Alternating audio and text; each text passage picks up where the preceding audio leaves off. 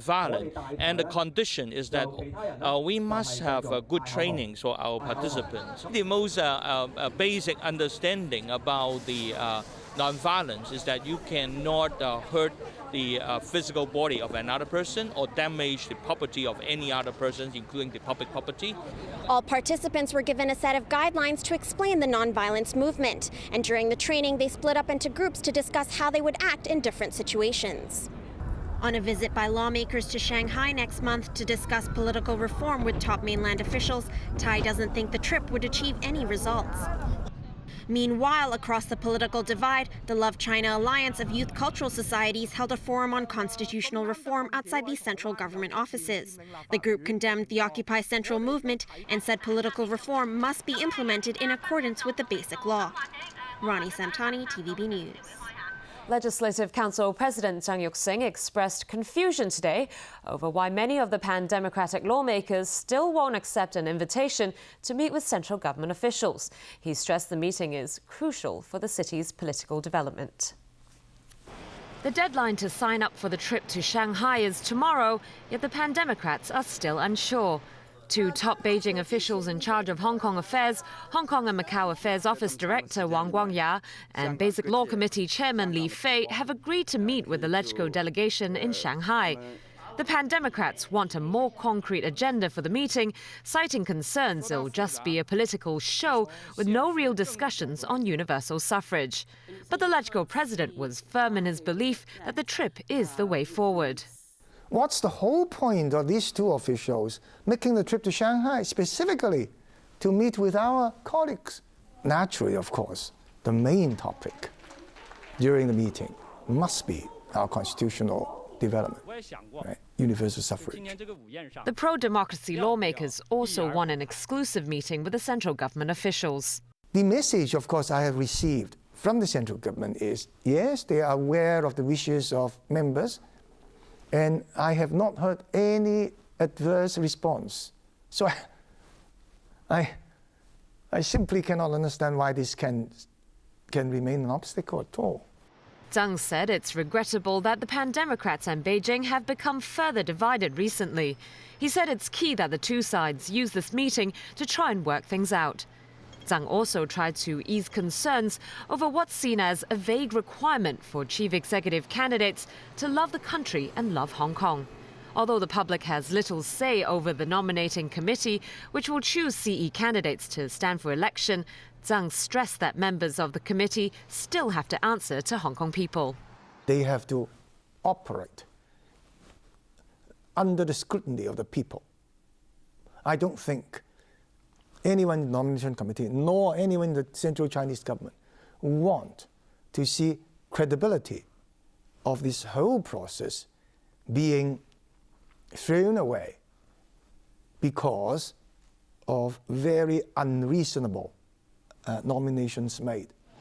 He also denied media reports that he had said those who don't love the country and Hong Kong can still run for the CE election, saying that he was misquoted. He said not only members of the pro-establishment camp are considered eligible for candidacy. Anyone who supports Hong Kong's return to China and the Basic Law, he believes, will meet the criterion of love the country and love Hong Kong. The Equal Opportunities Commission has proposed amending the Race Discrimination Ordinance to cover mainlanders as well. But as Vicky Kong reports, questions have been raised about such a move. Are mainland residents being discriminated against?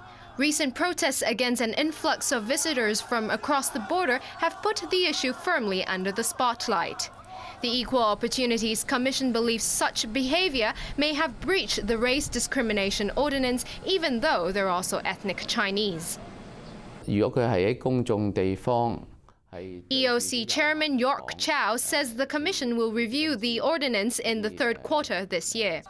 In a move that would allow mainlanders to be covered, the EOC is considering adding provisions such as where people come from and the reason for coming to Hong Kong when deciding if they're discriminated against or not. But one lawmaker we talked to questioned the possible change. Gary Fan of the Neo Democrats said amending the law with a focus on mainlanders could lead to unnecessary complaints. But Chow played down concerns about possible complaints. He doesn't believe the majority of Hong Kong people would discriminate against mainlanders. Vicky Kong, TVB News. A dead whale was found off the Plover Cove Reservoir in Tai Po. The 10-metre rotting carcass was found floating in waters at Hung Shek Moon. After receiving a call from the Marine Police, officials from the Agriculture, Fisheries and Conservation Department, along with experts from Ocean Park, examined the carcass. A vet from Ocean Park believes a deep gash found on the female whale was the result of it getting entangled in some rope. Initial findings reveal it is possible the whale died from wounds across its body. An expert believes it's a bride's whale that died in waters outside of Hong Kong before its carcass floated over here. Today, residents of Tung Tau Court in Shau Kei Wan protested against a government plan to build private residences nearby. The demonstrators arrived at the office of the Town Planning Board. They demanded that the plot of land in question to be zoned for a government institution or community uses. Flat owners of Tung Tau Court say only the people would benefit from the construction of private residences are property developers, not the underprivileged families in need of housing.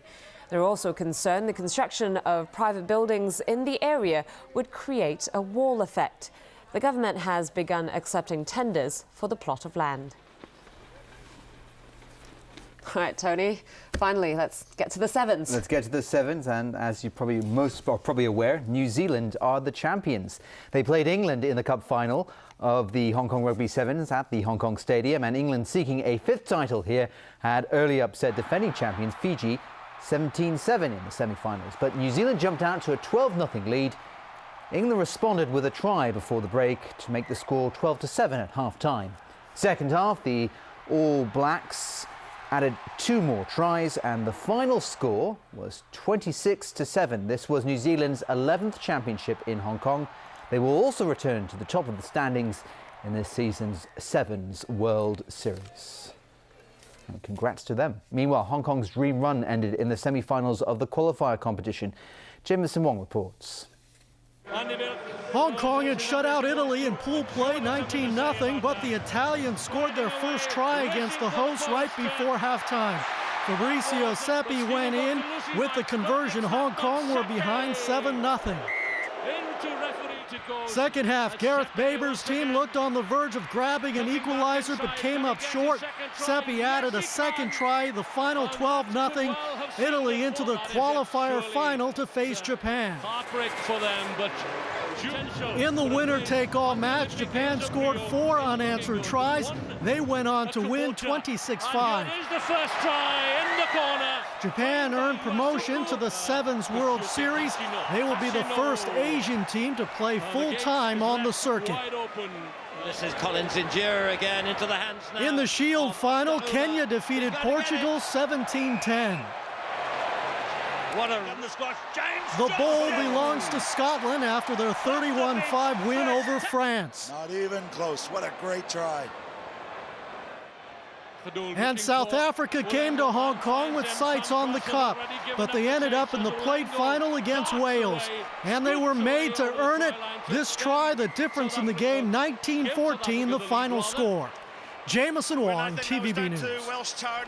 Well, from rugby to association football, and Chelsea's title hopes were dealt a major blow after a 1-0 loss to Crystal Palace last night. John Terry headed the ball into his own net in the 52nd minute. The Blues still top the table, but Liverpool can move past them with a point tonight against Tottenham. Meanwhile, a much-needed win for David Moyes and Manchester United. Wayne Rooney scored twice in a 4-1 victory over Aston Villa at Old Trafford. Arsenal and Manchester City also played to a 1-1 draw. Let's move on to the NBA now, and the Philadelphia 76ers finally won a game after 26 straight losses. The Sixers beat the Detroit Pistons 123-98. The home team came out determined not to make history, scoring 70 points in the first half. Thaddeus Young tallied 21 points for the game. Philadelphia was a loss away from setting a new mark for consecutive defeats. 3 years ago, the Cleveland Cavaliers also dropped 26 in a row.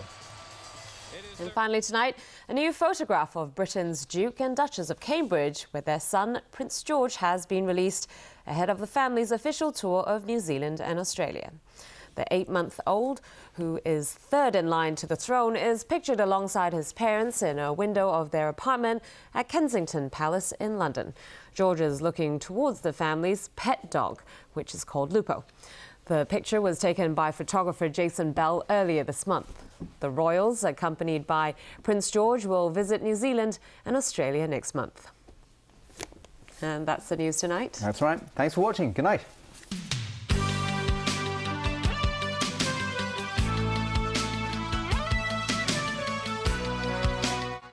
Face Off is back. Men versus women. The girls immediately start working. The girls are better sculptors than the men.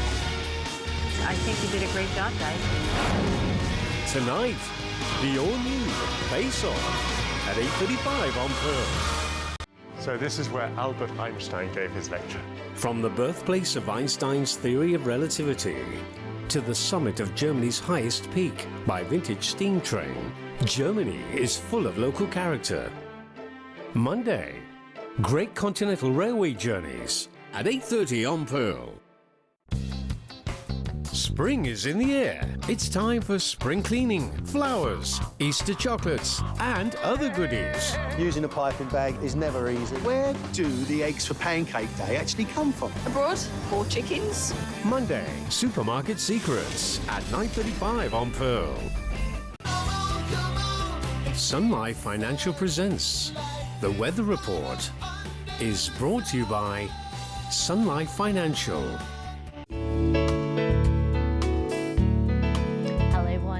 Cloudy with a few showers today at 5 p.m. A trough of low pressure was affecting southern China.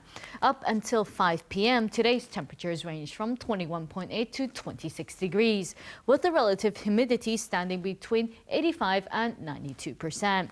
The current temperature is 23 degrees Celsius, with the relative humidity standing at 94%. The thunderstorm warning has been issued, and the amber rainstorm warning signal is now in force. Also, the strong monsoon signal has also been issued. So, Freddie, how's the weather tomorrow?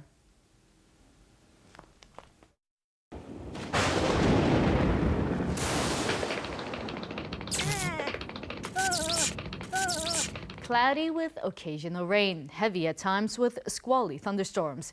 Temperatures will range from 21 to 24 degrees. There will be some rain in the next few days. Tomorrow's air quality health index will range from low to moderate, and the maximum UV index forecast for tomorrow will be about 1. Now here's the latest global weather update. Cloudy in Shanghai, rain in Taipei and Xiamen.